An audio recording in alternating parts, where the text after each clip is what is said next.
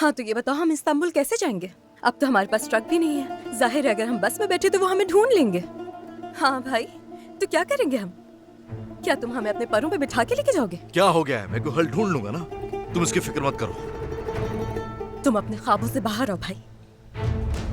दादा, आप इसे कुछ क्यों नहीं कहते? आप देख रहे हैं पागल हो गया है।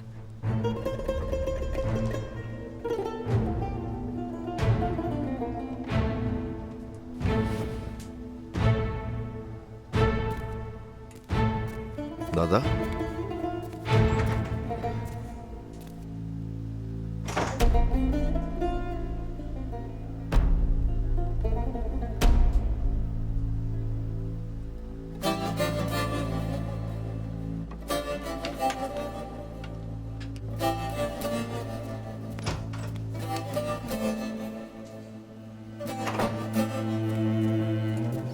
देखा क्या कर दिया है आपने?